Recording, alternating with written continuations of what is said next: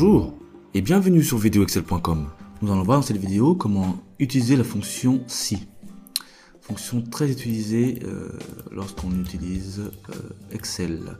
Alors, ici on va donc indiquer dans la colonne D si le commercial a droit à une prime ou au contraire s'il n'a pas le droit à une prime en fonction de son chiffre d'affaires et de l'objectif ici en F1.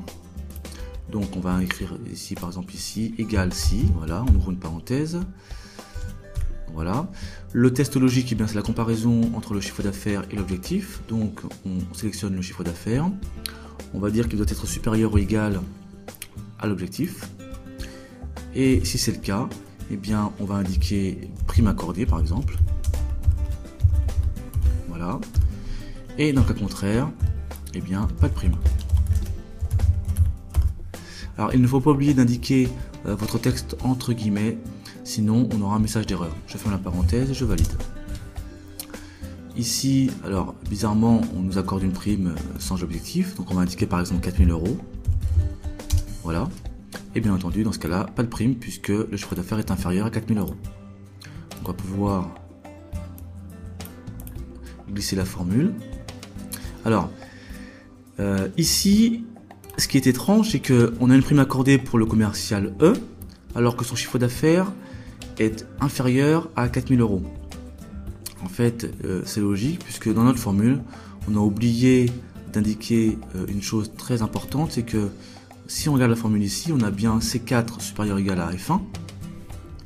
Par contre, si je reprends le commercial E ici, j'ai C8, donc c'est bien le chiffre d'affaires du commercial. Par contre, j'ai F5 qui est une cellule vierge, vide. C'est la raison pour laquelle ici on nous accorde une prime. Donc en fait ici, il ne faut pas oublier de figer cette cellule F1. Donc double clic et pour ce faire, touche de fonction F4 qui permet donc d'ajouter des dollars et de figer cette cellule. Donc on peut valider et maintenant on peut glisser la formule correctement.